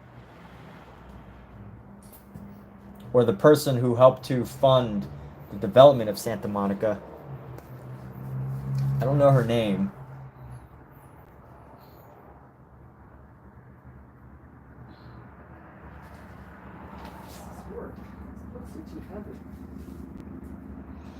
But speaking of it, speaking of this piece, Omizu, definitely reminds me, earlier I was saying how I was not in the mindset, how it's hard to get into the mindset. And, or in the sense of like when I originally painted this, my mindset was totally different than it is now. So I find that interesting of how that's affecting my painting, where the original concept was much looser, and I'm aiming to not lose that looseness, but also adding a new spin to this. And that's been a challenge so far, but it's a nice challenge. Kat, you okay? My back just started to cause me pain because I was bending over there and lifting heavy books. You gotta bend with your knees. Well, I mean, with your legs. I know, but my knee not your back. causes me pain too. I mean, bend with your back. I mean, your legs. Bend with my legs? How? Huh? How do I do that without bend with your legs, not your back. That's what I was gonna say. Yeah, I don't know. Can't bend without your knees. I was doing that, and that's what hurt my knee and my. You can't bend without your knees. These books weigh a ton. Which ones? The art books? Okay, I can figure something out. I don't know. The boxes are going to be sturdy enough to hold. So you're getting rid of all my books, or what? I'm getting rid of them. I'm packing them. Oh. I'm moving. I have to have stuff packed. It just seemed like a low-hanging fruit right now. I know there's plenty of other stuff to pack. Get to this easier and it'll look a lot less cluttered. Life is Yeah, but getting into the mindset of the original painting and trying to keep that freeness. Plus the cats have really made a mess underneath the coffee table. Oh yeah? Where your books are, so I don't think. Yes, but there is definitely a story to this painting for sure.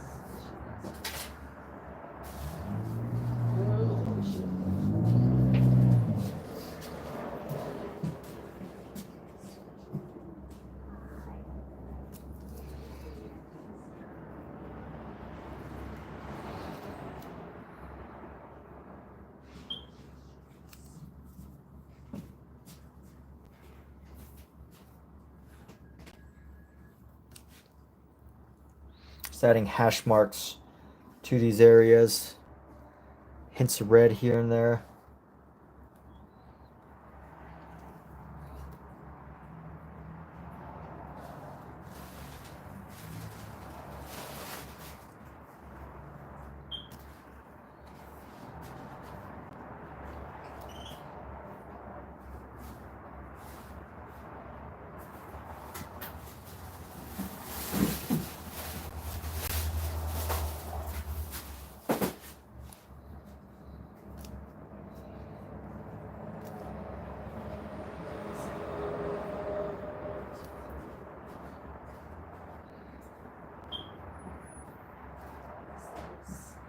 Getting all kinds of gross stuff in them.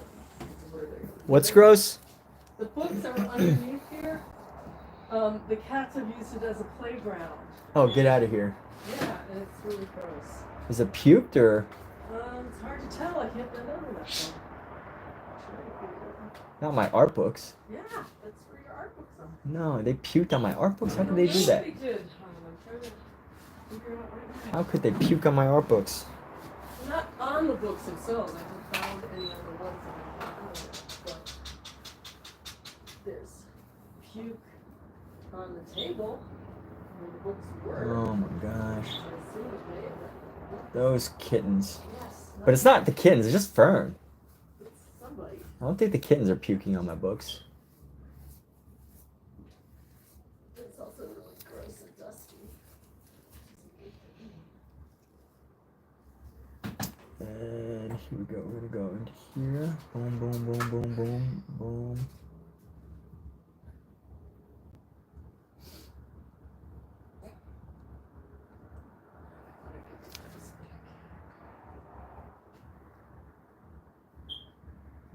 I think as it gets further away, the outlines can be less distinct.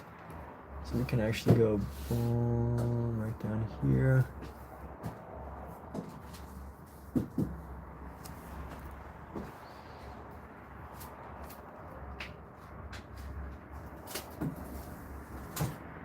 Yes, it is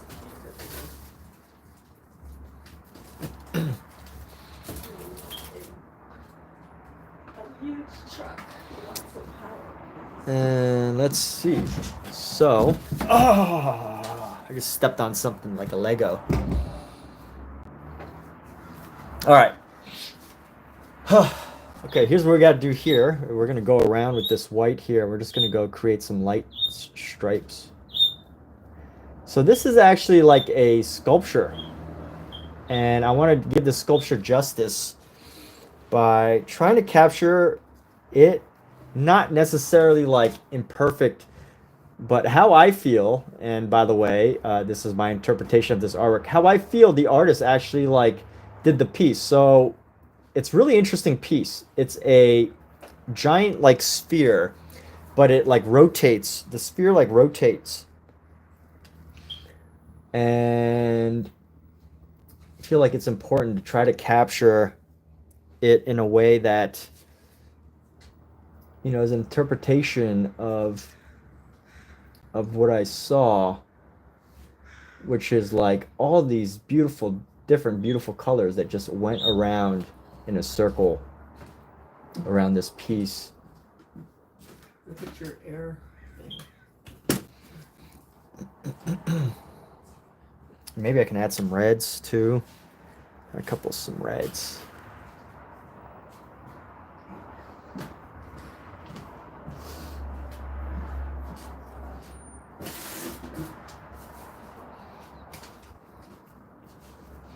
And then add a little bit on the outside, right around. And then we're going to darken the inside. So the inside needs to be nice and dark. Go with this brown. Maybe go some. Let's see. Let's go.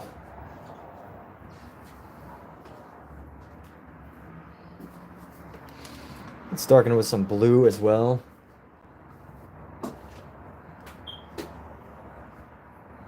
Don't be scared to use a variety of colors here.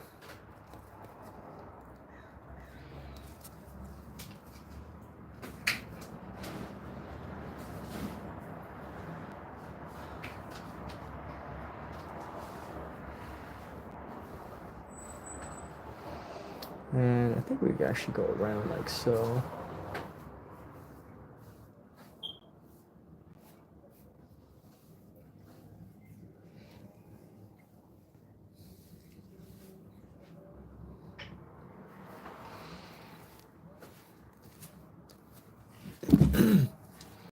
That's looking okay. This little mysterious portal looking thing in the background. It's kind of cool.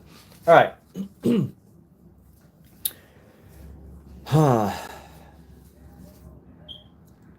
Now let's see what we got to do. I think I know now. Let's do this. I got to grab. Let's clean this up.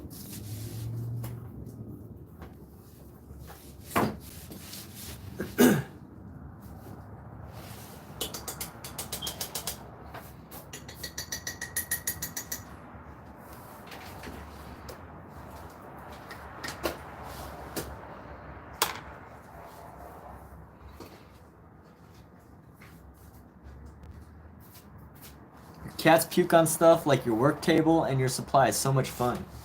Yep, that's what they do. They puke on stuff. How great is that? How exciting. Okay.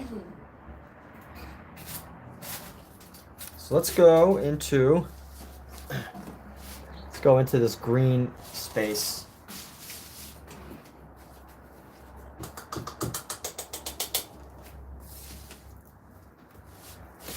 We're going to start brightening up our area here. So let's start with some of the darker shades, and we're just going to go up, up, and about. Up, up, up. This one's not going to have as many stems, I don't think. Maybe I should just fill it with stems. Why not? Why not fill this with stems?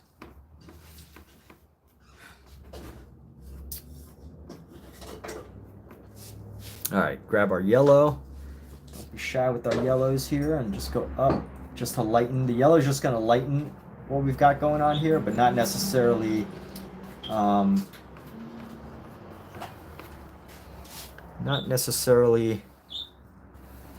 add in the yellow.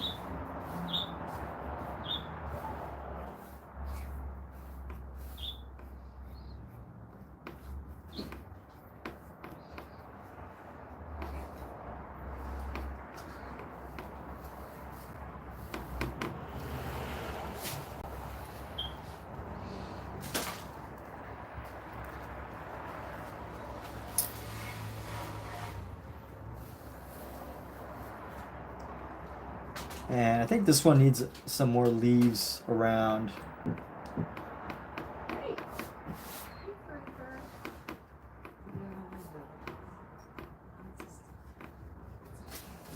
And I just want to aim to give it the same density. I want to give this one, all these flower patches, like a similar amount of density as this piece.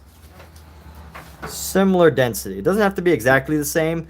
Like there was, when I was there, you know, I think it was off season, so the rose patches were not totally as dense as the way I'm depicting it.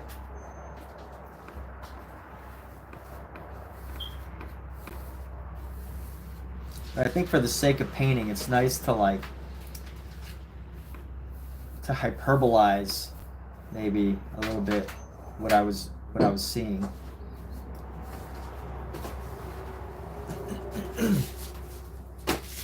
Let's see. Let's go into this brown here, and I want to brown in some of these places here around the flowers, so that, you know, it doesn't lose its like density as it gets close to the flowers, and you could, like, you know, it gets.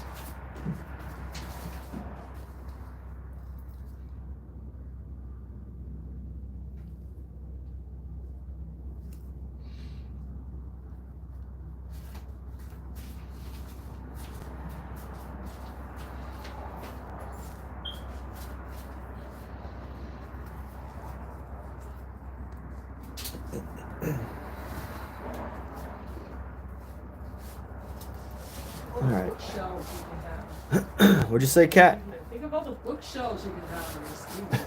I know. That will be great. Talking about studios.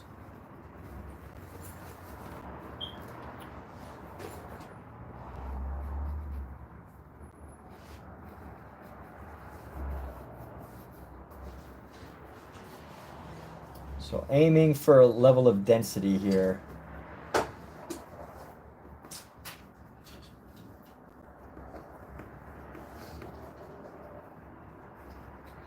Cigar box would be great.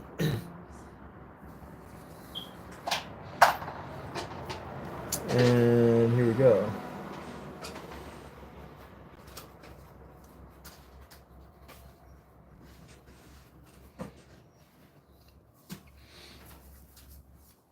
Some beautiful soil. Beautifully painted soil, right? All the best. All right, let's change the color of this back layer of soil. Gonna lighten it up a bit with our yellow ochre. These back soil areas. I'm just gonna add in this painting here, this color, just to brighten it up a bit.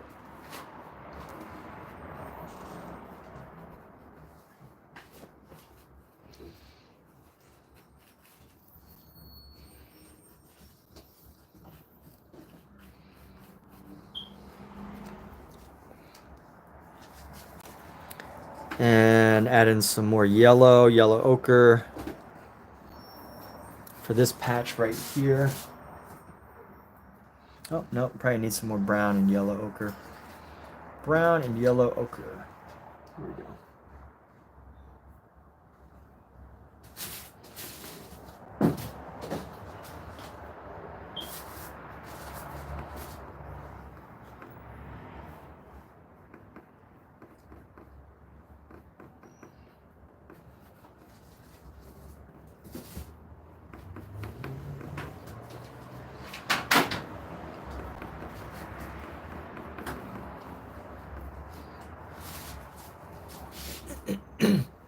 This painting is already starting to look more lush and dense. More colorful, more lush, more dense, more interesting. And here we go. Maybe what we can also do is go in with some different colors. And let's see if we can like, no, too much red might not be good, but let's see if we can spice it up in here just to add variety, you know. How's that look? I don't know. I don't know how I feel about that color right there. We'll see. Here we go around and give it some more impressionism. Give it some more expression and impression.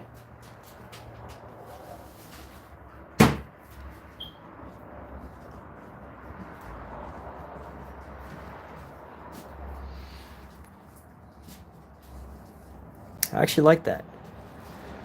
I'm gonna give it an impression, an expression.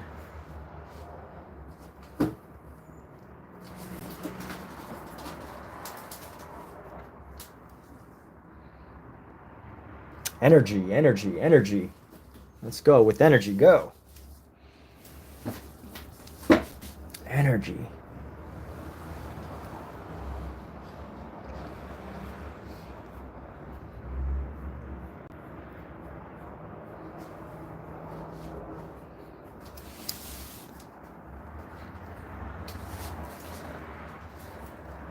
Gotta use energy when you're painting.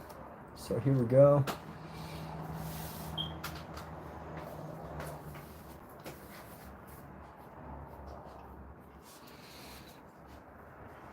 Maybe add a couple little streaks of white just to give it a little bounce. Oh, how's that? That's okay. Little streaks of light here. Little streaks of light.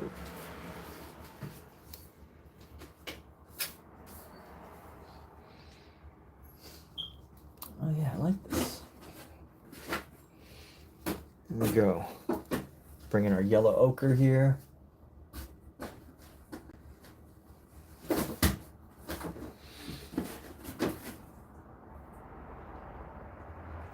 Yes. All right. I wasn't too sure about this at first, but I'm starting to like it.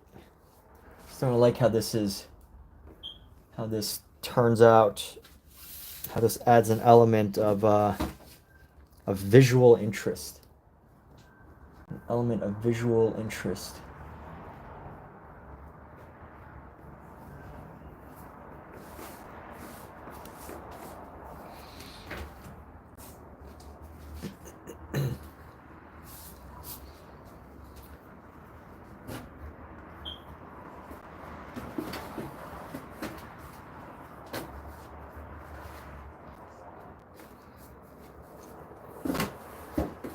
As if the earth is, and all of it is just growing together, you know?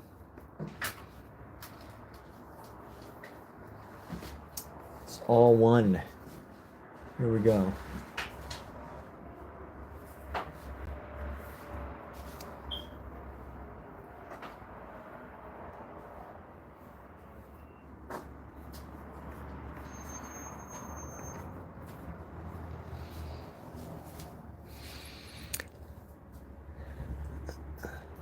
And what shall we do now? This one I think has plenty of stems and leaves. So what I want to do now, actually maybe a little bit more. Let's see, let's find a good yellow. yellow mixed with red. We're gonna get an orange here. We're just gonna go into here, just to spice up the color a little bit. Maybe add that in here too, spice up the color. You know what? We don't need to do it everywhere. But I think some of these leaves were dry, which is why I'm doing this.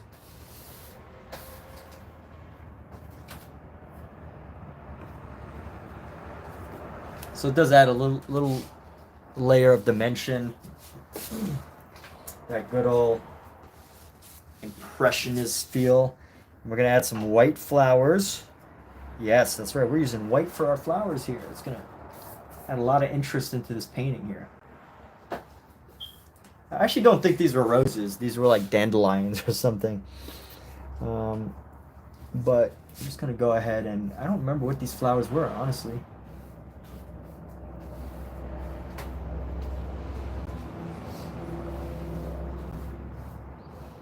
But it was a rose garden, but I don't remember if they were all roses or just some of them were. So we're gonna go with some pink. I'm gonna capture some of this with a pink flower. Some of the pink flower, a little bit of pink on top of that. Pink flower right there. This pink flower.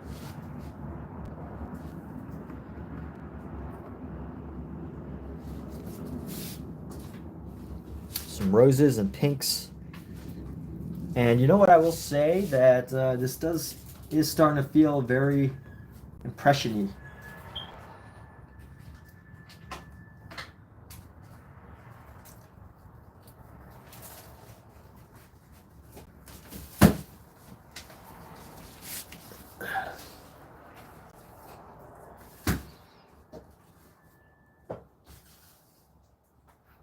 Oh yeah, all right, it's looking good. I like it. But you know what, everybody? I think now's a good time for a little break. I think I'm supposed to help with some activities that are happening in the background here. You don't have to. It's not what you can do. But I do need a break, a mental break. Need a mentality break. So those of you just tuning in, we will be back a little later.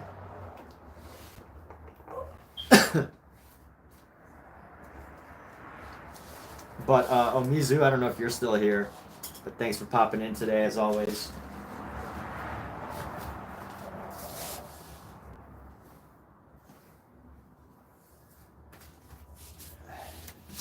This painting, by the way, people, is part of a collection of paintings that I think if there ever does come a day where there's a call for arts that are capturing scenes around Los Angeles, scenes around Southern California, this will be part of one of them. This would definitely be one of them.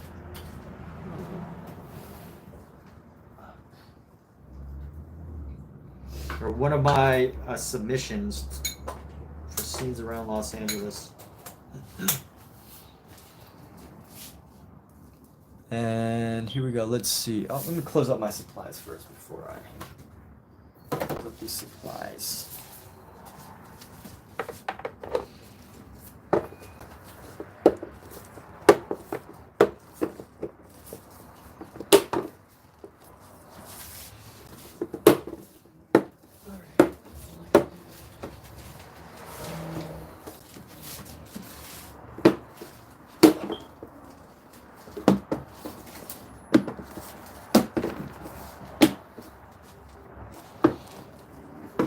All right, and take care, everybody. Thanks for being here. Just need a little break right now. We'll be back later. But hope you all have a creative. Alexa, what day is today?